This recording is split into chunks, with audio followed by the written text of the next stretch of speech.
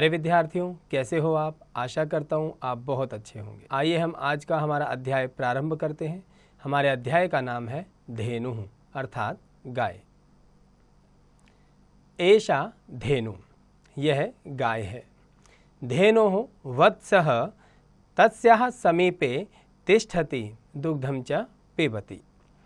धेनोः वत्सः अर्थात धेनु अर्थात गाय, गाय का बछड़ा तस्या समीपे तिष्ठति उनके पास बैठा है और दुग्धम च पिबति दूध पी रहा है।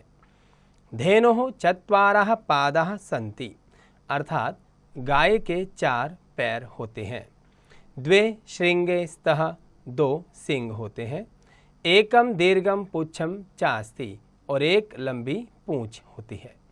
गोपालः धेनुं वने चारयितुं नयति अर्थात जो गौपाल है, गौ को पालने वाला गौपालक, वह गाय को चराने के लिए जंगल में ले जाता है।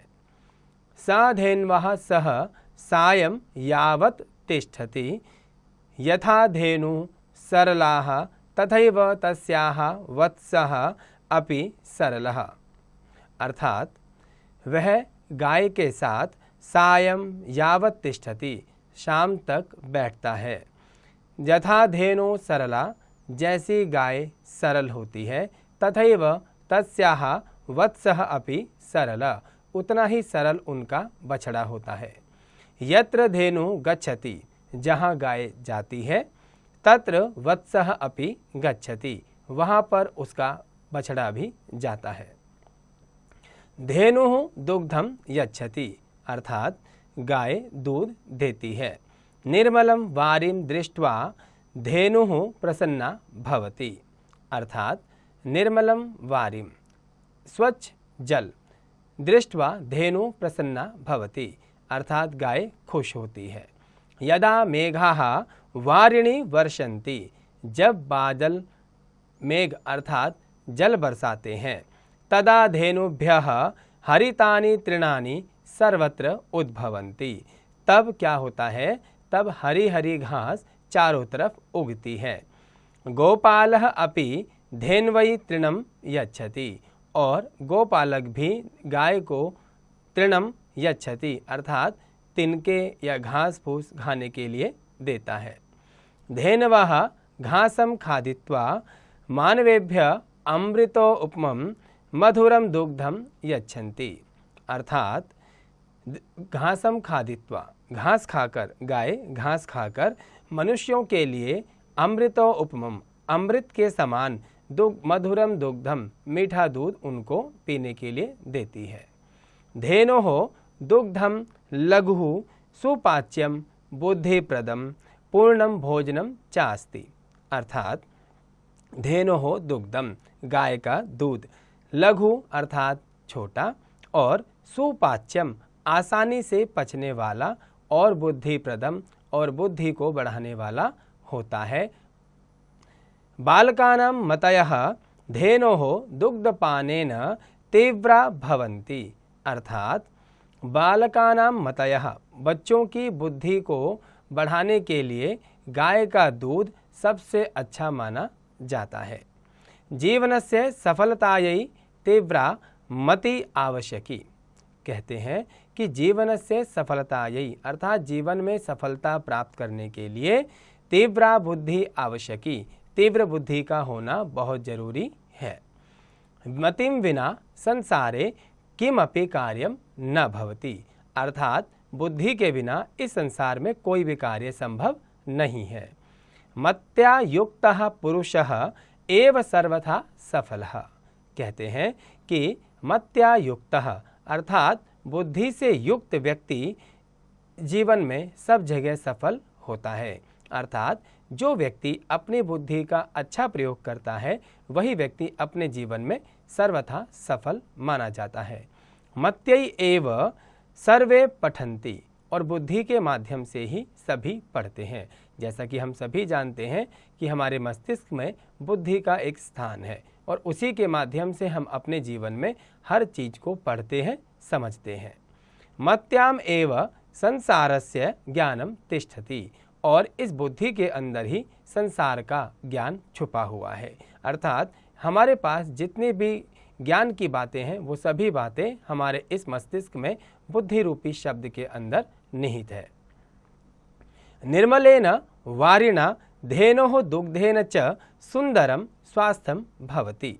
ये कहते हैं निर्मलेन वारिणा अर्थात पवित्र स्वच्छ जल के द्वारा धेनोः गाय दुग्धेन च सुंदरम स्वस्थ स्वास्थ्यम च भवति। मत्यै एव सर्वे पठन्ति अर्थात मति अर्थात बुद्धि के द्वारा ही सभी व्यक्ति सभी लोग इस संसार में अपना पठन कार्य करते हैं।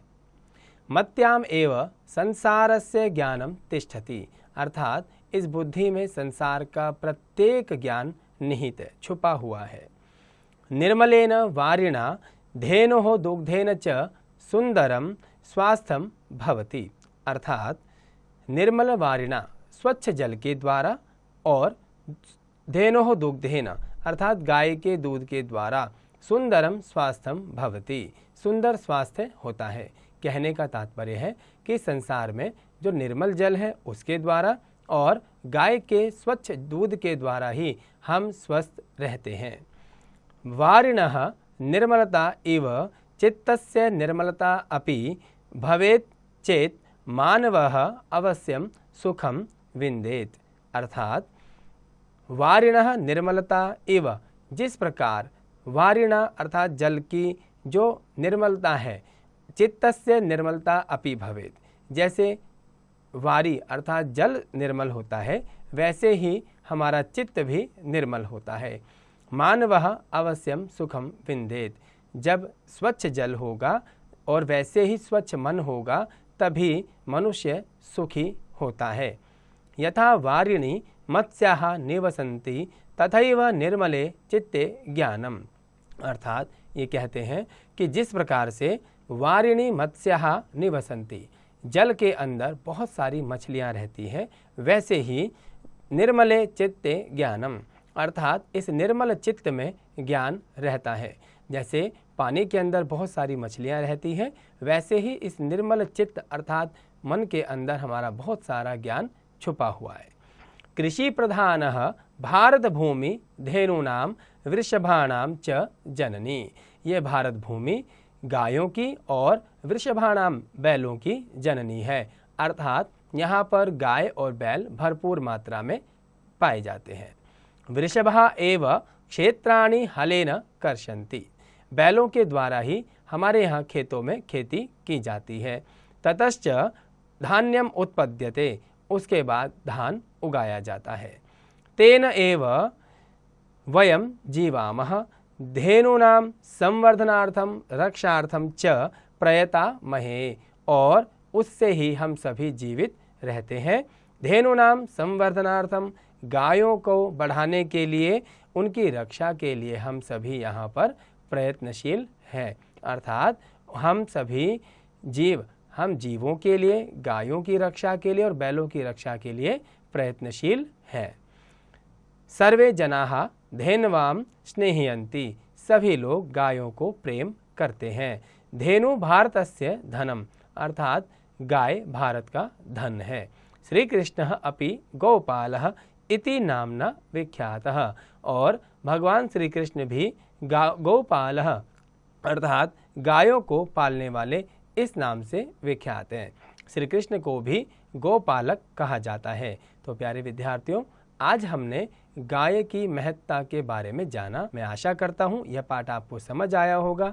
आप भी अपने स्तर पर गाय के विषय में जानकर संस्कृत अनुवाद करने का अभ्यास करें और इस पाठ का हिंदी अनुवाद अवश्य करें।